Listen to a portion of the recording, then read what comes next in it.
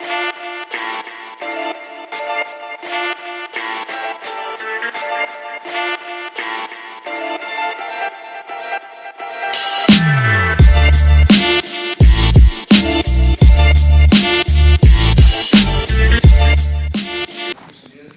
I'm a student at Kenny High School. And the reason I'm here is I'm making an interview for the IT Academy. It's the last project of the year. So they made me interview someone that I see myself doing in the future. So I picked you as a teacher, Spanish teacher, because I want to be a Spanish teacher in the future. The reason why I want to be a Spanish teacher is because my first language is Spanish. So I think it would be easy for me to be a Spanish teacher. Okay. So one of the questions I have for you is, what was your goal when you were my age? Well, when I was in high school, I'd already learned Spanish and I really enjoyed it. And I'd also been lucky enough to do quite a bit of traveling with my family. My real passion was travel, and I found that I was good at language, and language makes travel easier. So I would say already by high school, I was very interested in language as a means to travel. I thought about possible careers as like a travel agent, working with tourists to take them to interesting places, but I had not really thought about being a teacher at that point. Yeah, what was the struggle for you, like when you went to college and you got in your head that you wanted to be a Spanish teacher? What was like the main struggle for you?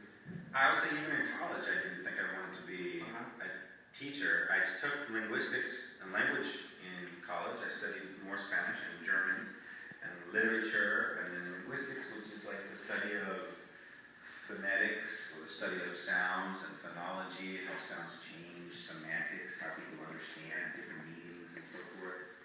But I still was thinking about it as a vehicle for travel primarily.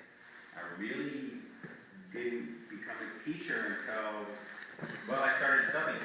And it was a good job because you could work as many days a week as you wanted, and getting up in the morning was the hardest part. Yeah. When you go, it depends. If you can't deal with the kids who aren't necessarily going to be respectful, that could be a problem. But for me, I never had an issue with that. So I like the hours. You get done at 3, you have the whole day. Yeah. It was flexible. So that's how I started becoming interested in teaching. So subbing changed your mind when you started subbing high schools or middle school? Well, yeah, subbing made me see that the hardest part, most people said the hardest part is just dealing with the kids, and that they said subbing is the worst. You go in and the kids don't know you, and they play games, and they are noisy, and that part, I don't know. I was like that as a kid, and I always felt like I was better than they were. So when I saw what they were doing in the games, I usually knew. So that part for me wasn't so bad. And so when I became a Spanish teacher, like you said, I already spoke Spanish. That part was easy. And I already, in the classroom management, that was a bit of a challenge. Making sure everyone was behaving and paying attention. In fact, I would say being here at Kennedy, even though I've been teaching a long time, classroom management is still a problem. Yeah. A lot of the kids here don't have the habits I've seen at other schools about you come on time, you sit down and you're quiet and you pay attention. Oh, okay. If you want to become a teacher, you have to deal with how do you make the classroom do what they're supposed to be doing. So what was the struggle right now? At this point, what was the struggle as being a Spanish teacher? So what was one of the main things you really need to work on? Because I'm pretty sure everybody. So from below, Yeah. the students, just getting the students to pay attention. And the big problem I see is that a lot of the students don't really even understand why they're here. Yeah. They don't see school as a benefit. Yeah. It's just something that ruins their day, Monday through Friday. And they don't get that for most of them, this is the one way to a better life. From above, I would say the problem is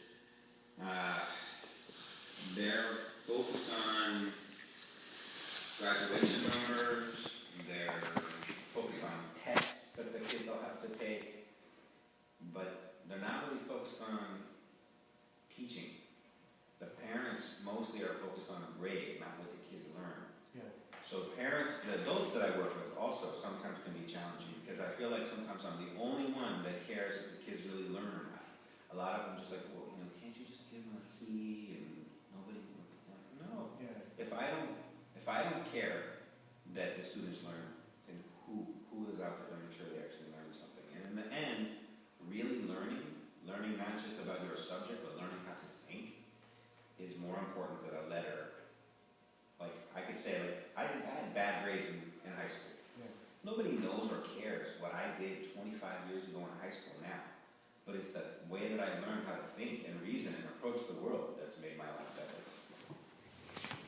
So when you went to college, how many years did you do to become a teacher? Because you're telling me that you went to college and that you studied something else.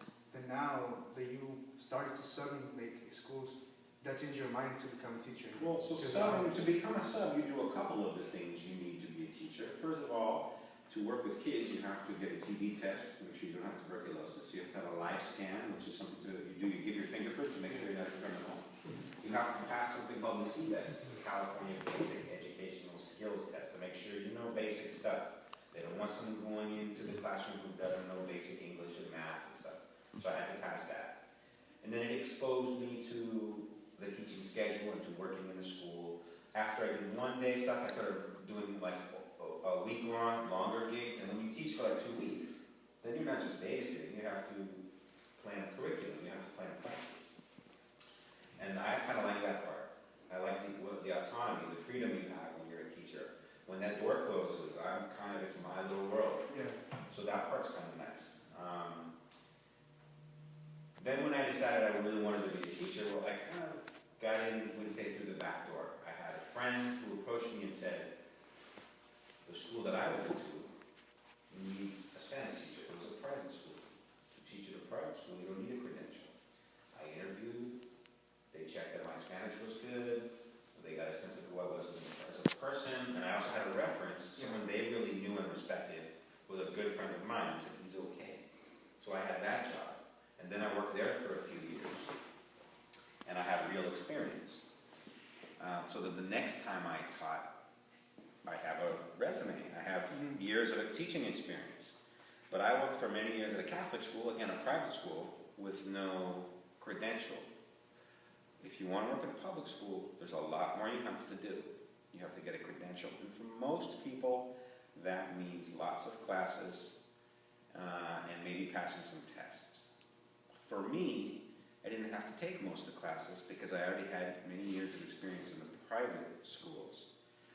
So I opted for tests. I am good at tests. So I had to take these tests called the CSETs, and they were for your skills in Spanish. 3 different ones. And for a lot of people whose first language is English, that's the most difficult part. Although my first language is English, I've been speaking Spanish for almost 30 years. Over 30 years. Every day, all the time. So it's just like your first language? Para mí es casi igual. For me, it's almost the same. Yeah. I can say almost anything I want in English. I can also say it in Spanish at the same speed, in the same way. So, well, if I'm a long time away from speaking it, some people say I have an accent, or if they say I have an accent like Oaxacan, because that's where I spent my first time really in Mexico learning the language. Yeah. But if I'm on the phone, all the time on the phone, I get confused for a native speaker. So not a strong accent. I speak some other languages, and in those languages I don't have a very good native accent, and they know right away that I'm not Brazilian, or they know that I'm not Japanese. But on the phone, sometimes I pass for a native Spanish speaker. The challenge wasn't the language part. The challenge was the teacher part. Just knowing something doesn't mean you can teach it. You have to practice. The classes you take or your experience teach you, well, the way you work with 1 or 2 kids is very different than the way you work with 25 kids. How old they are matters a lot. And then it turns out their background matters a lot. What's happening in the home with the kids that you're teaching matters a lot. My experience teaching here is very different than my experience teaching in the Catholic school in Alameda, which was very different than teaching in East Palo Alto at a school for everyone at that school had a learning difference, or they had drug or gang problems, stuff like that. It was in East Palo Alto, and it was actually a lot of the same type of kids you have here, except with a different framework.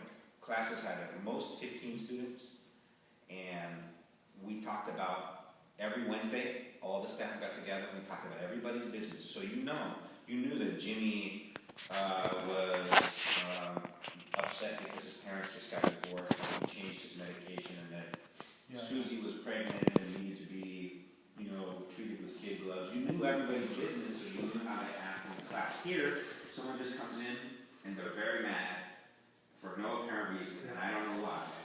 And I can't take time out and take them outside. I have a class I have to teach, so sometimes that's a very challenge. Yes, so how many years have you been doing this job for? I'm finishing my 13th year right now as a teacher. What was the hardest year out of all those 13 years teaching? It's been so long. Like my first year teaching was probably challenging because I didn't know, I don't even know if it was the hardest. I probably was not a very good teacher my first year. And I still have issues where I don't really know how to be around teenagers because I'm a very natural person. Like how I am in the class is very close to how I am when I'm just out with my friends, and I'm a casual person, and I forget sometimes to change my behavior, to change my language. When I get mad, I show that I'm mad. I'm surprised some of the students sometimes by my reactions. But I don't want to be a phony, and that's hard sometimes, that balance. I would say for sure, in recent memory, last year, coming here in the middle of the year, was really hard. I want to just pull my hair out. It's the end of every day. Meeting all these new kids. They were kind of upset because of switching teachers in the middle. The teacher that left was not very happy with his situation.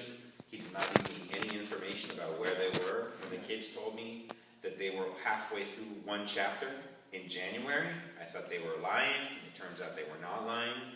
They just sang songs and watched videos. It was a problem. It was a big problem. And I wasn't sure what to do. I remember. Believe it or not. Well, even after I decided they were telling the truth, I said, well, what do I do with that?